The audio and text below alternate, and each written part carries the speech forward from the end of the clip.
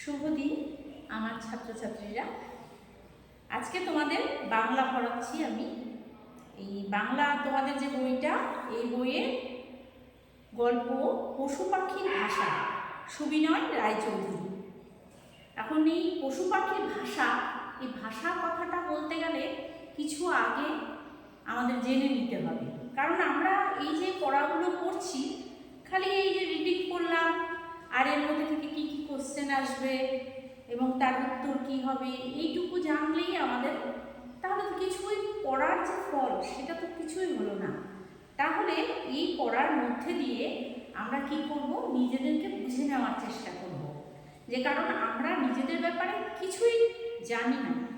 তো সেই জন্য এই পশু পাখিদের ভাষা, এই কথাটা বলার আগে পশু পাখির আগে আমরা হলাম মানুষ। মানুষ কথার মানে কি? মানুষ কথার মানে হলো যার মনের হুঁশ আছে। এবার মনের হুঁশ আছে, এবার এই মন মানে কি? মন মানে হলো, আমরা সবাই বুঝি কারণ মন না থাকলে আমার কাছে কিছুই নেই। আমরা যে আছি, আমাদের যে অস্তিত্ব, এই অস্তিত্বটা আমরা বুঝি কিসের মাধ্যমে? আমরা আমাদের মনের মাধ্যমেই বুঝি। কিন্তু যে কাউকে যদি প্রশ্ন করা হয় যে তোমার মনটা কোথায়, সবাই কিন্তু চুপ হয়ে যাবে। মন এত কাছের জিনিস, অথচ মনের ঠিকানা কোথায় আমরা কেউ জানি না। কারণ আমাদের একটা জিনিস আছে সবারই মধ্যে, সেটা হলো যে জিনিসটা আমার সব থেকে কাছে, আমরা সেই জিনিসটাকে দেখতে পাই না। যেমন এই বইটাকে যদি আমি মুখের সামনে এইরকমভাবে ধরি, তাহলে কিন্তু আমরা কিছুই দেখতে পারবো না যে এর মধ্যে কী লেখা আছে। ঠিক তেমনি যে জিনিসটা যত কাছে থাকে সেই জিনিসটাকে তত বেশি করে আমরা দেখতে পাই না। ঠিক মনও আমাদের সঙ্গে এমনভাবে ওতপ্রোতভাবে আছে, যার জন্য আমরা কিন্তু সারাদিন এই কথা বলে যাচ্ছি, যেটা আমার মনের কথা, এটা মন থেকে বলছি, আমার মনে খুব দুঃখ লাগলো, মনে খুব আনন্দ হলো। কারণ এই মন না থাকলে আমাদের অস্তিত্বই আমরা টের পাবো না। তাহলে এখন এই মনটা কোথায় থাকে? এবার প্রশ্ন করা হলে তোমরা কি বলবে? কেউ এই বুকের বাঁ দিকটা দেখাবে, মানে হৃদয়ের কাজটা তোমরা মন বলতে বোঝো। তাহলে মন খারাপ হলে কি করা যাবে? ওই বুকটা ছিঁড়ে ওখানে একটু অপারেশন করে দিলেই ঠিক হয়ে যাবে।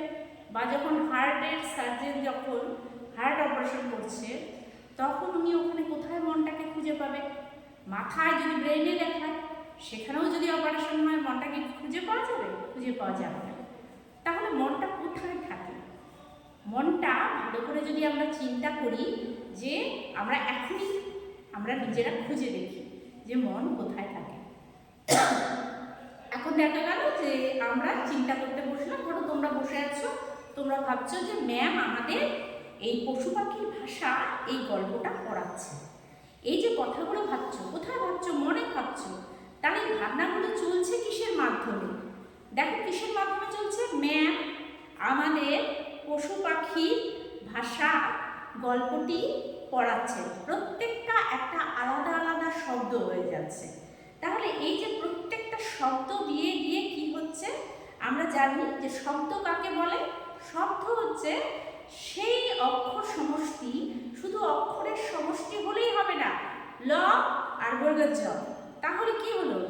এটা দিয়ে তো কোনো কিছু আমি বুঝবো না, বাংলা শব্দে এটা দিয়ে কিছুই বুঝবো না। কিন্তু যদি একটু ঘুরিয়ে নিই, জ আর ল করে দিই, তাহলে কি হয়ে যাবে? জল। সেটা একটা শব্দ হলো।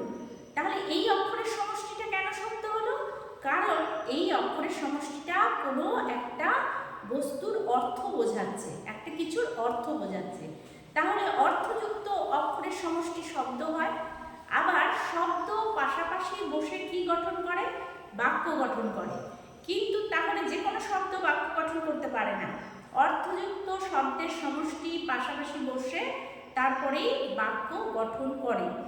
তাহলে এই যে বাক্য গঠন করলো, দেখা গেল আমি কতগুলো অর্থযুক্ত শব্দ পাশাপাশি নিলাম, নিয়ে আমি এমন একটা কথা বললাম যে ফল আছে, আমার যাব বাজারে কিনবো, এরকম করে ধরো এলো কথাটি বললাম, তাহলে তো ওটার কোনো বাক্যটা গঠন হলো না। কিন্তু যদি আমি ওটাকে সাজিয়ে বলি আমার বাড়ির কাছে বাজারে ফল আছে, তাহলে ঠিক হয়ে গেল।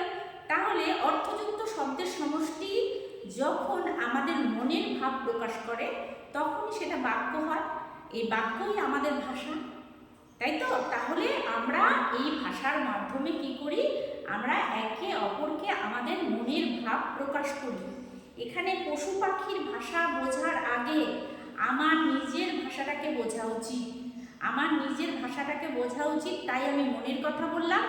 মন মানে এই যে বললাম, তোমরা ভাবছো ম্যাম এখন আমাদের বাংলা বইয়ের একটা গল্প পশু পাখির ভাষা পড়াবেন। তাহলে দেখো প্রত্যেকটা একটা শব্দ আলাদা আলাদা, প্রত্যেকটার অর্থ আছে, এবং অর্থ দিয়ে দিয়ে পাশাপাশি বসে বসে বসে কি হলো, তোমাদের একটা এই কথাটা পরিষ্কার হলো। এটা তোমাদের মনের কথা, অর্থাৎ মন আলাদা করে কিচ্ছু নয়। মন হচ্ছে ভাষা, মন হচ্ছে ল্যাঙ্গুয়েজ। যতক্ষণ তোমার কাছে ল্যাঙ্গুয়েজ আছে, যতক্ষণ তোমার সামনে ভাষা আছে, ততক্ষণ মন আছে। আর তুমি যে কটা ভাষা জানো, বাংলা, ইংরাজি, হিন্দি, যা যা জানো, সব ভাষাকে যদি ড্রপ করে দাও তাহলে মনের কোনো অস্তিত্ব থাকতে পারে না। তাহলে এই যে বলছে পশু পাখির ভাষা, এবার পশু পাখি কি এরকম করে চিন্তা করতে পারে অর্থযুক্ত শব্দ সাজিয়ে সাজিয়ে? এখানে একটা প্রশ্ন আসবে। তাহলে এই জায়গাটা একটা কথা বলতে হবে। দেখা যাচ্ছে যে আমরা মানুষ, আমাদেরকে আমরা শ্রেষ্ঠ জীব বলছি কেন? কিন্তু আমাদের বুদ্ধি খুব মানে উন্নত বুদ্ধি, এবং আমাদের যে বিজ্ঞান যদি ব্যাখ্যা করে আমাদের ব্রেনের যে কোয়ালিটি, সেটা অন্যান্য জীবজন্তু বা পশু পাখির জীবজন্তুর কোয়ালিটির থেকে অনেক বেশি উন্নত। এবং অন্যরাও কিন্তু অনেক কিছু বোঝে। যেমন কি বোঝে? যেমন ইনস্টিংক্ট বলে একটা জিনিস আছে, সেটা হচ্ছে কি জৈবিক বৃত্তি। এবার জৈবিক বৃত্তি যে কোনো জীবেরই থাকবে, এটা কমন। এটা মানুষের তো থাকবেই জৈবিক বৃত্তি, তার সঙ্গে অন্যান্য প্রাণীদেরও জৈবিক বৃত্তি থাকবে। ইনস্টিংক্টটা কিসের মধ্যে থাকে?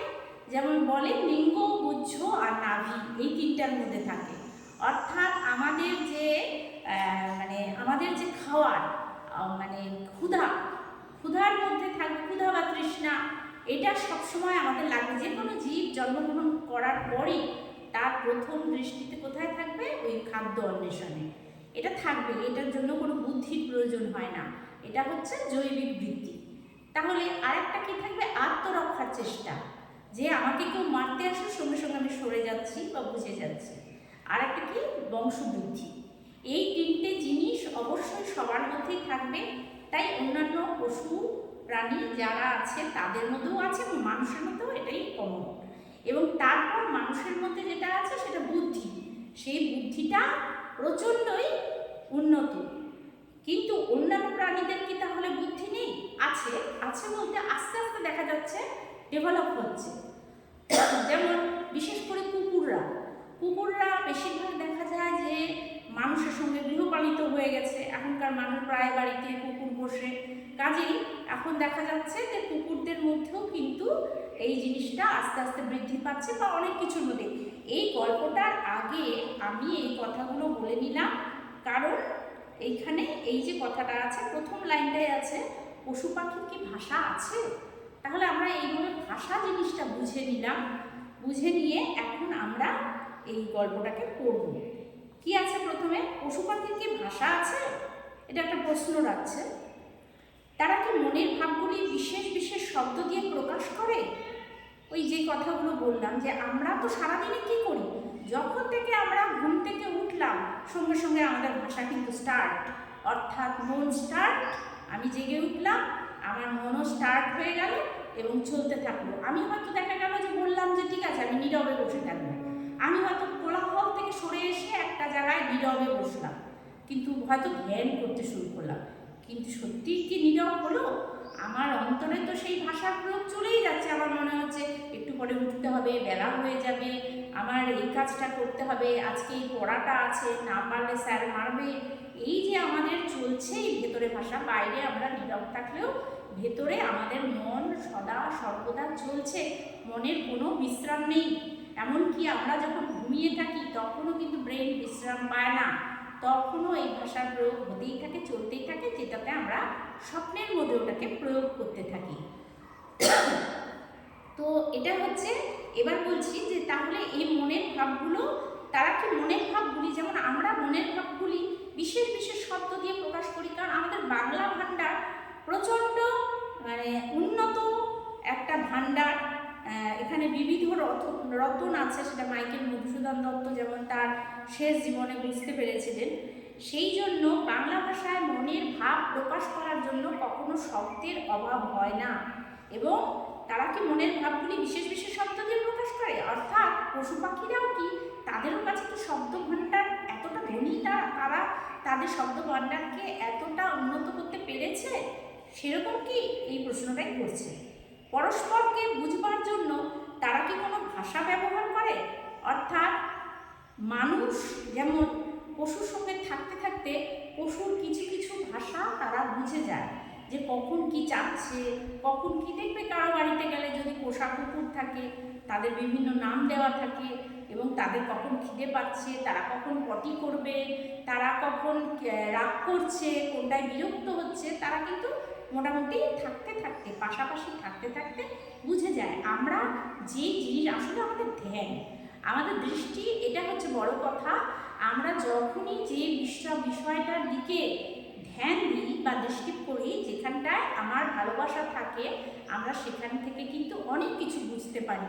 অনেক মানুষ আছে অনেক গাছের সঙ্গে থাকে, তারা কিন্তু গাছের ভাষাও বুঝতে পারে, কারণ গাছের কিন্তু এখন কিন্তু বিজ্ঞান কিন্তু আবিষ্কার করে দিয়েছে যে গাছও শুধু উত্তেজনায় সাড়া দেয় না, তারাও ভয় পায়, তারাও চিৎকার করে কাঁদে, তাদের শব্দ এত উচ্চ ডেসিবেলের যে আমাদের কান যে রেঞ্জে ডেসিবেলে বাধা আছে তার থেকেও অনেক হচ্ছে। সেই জন্য সেটা আমাদের রেঞ্জের নিচে যদি একটা পিঁপড়ে হেঁটে যায় তার আওয়াজ যেমন আমরা শুনতে পাবো না, ঠিক তেমনি অধিক উচ্চতা ডেসিবেলে যদি সেই শব্দটা হয় তাহলেও কিন্তু আমরা সেটা টের পাবো না। তাহলে এই যে পরস্পরকে বোঝা, সেটা পাশাপাশি থাকতে থাকতে তারা বুঝে যায় যে কে কতটা কে কি বলতে চাচ্ছে বা করতে চাচ্ছে। এটা তো আমি মানুষ বা আমরা মানুষ, আমরা বুঝে যাচ্ছি, এটা আমরা বুঝতে পারছি, কিন্তু পশু পাখিও কি বুঝতে পারে? তারাও কি কোনো ভাষা প্রয়োগ করে? এইসব প্রশ্নগুলো প্রথমেই রাখা হয়েছে। এইসব প্রশ্ন মানুষের মনে বহুকাল থেকেই জেগেছে এবং এই বিষয়ে নানা রকম পরীক্ষা তারা বহুকাল থেকে করে আসছে। নানান ধরনের পরীক্ষা করছে, আমরা হয়তো ভাবছি কোথায় করছে, কিন্তু যেখানে করার সেখানে হচ্ছে। পৃথিবীর প্রত্যেকটা জিনিস নিয়ে তাকে পুঙ্খানুপুঙ্খভাবে জানার চেষ্টা করা হচ্ছে। শুধু গ্রহ নক্ষত্র বা অন্যান্য আকাশ এই সমস্ত নয়, প্রত্যেকটা ক্ষুদ্র জীব থেকে শুরু করে সমস্ত কিছুকে জানার চেষ্টা করা হচ্ছে। তাহলে আজকে আমি তোমাদের এইটা পড়া শুরু করার আগে যে এই সম্পর্কে আমি হট করে এখানে রিডিং করলাম আর রিডিং করে মানে বলে দিলাম, তাহলে তো আমাদের কি হচ্ছে? আমরা শুধু পরীক্ষার জন্যই যে কি যা প্রশ্ন আসবে সেটুকুই জানতে পারবো, সেটুকুই পড়বো, তাহলে তো পড়ার উদ্দেশ্য তো সেটা না। তাহলে যতটুকু পারলাম আমি তোমাদের আজকে বললাম, আর এই প্রথম প্যারাগ্রাফটা একটুখানি ধরা হলো, এর পর দিন বাকি অংশটা আবার আমরা বলবো। ঠিক আছে, ভালো থাকো সবাই।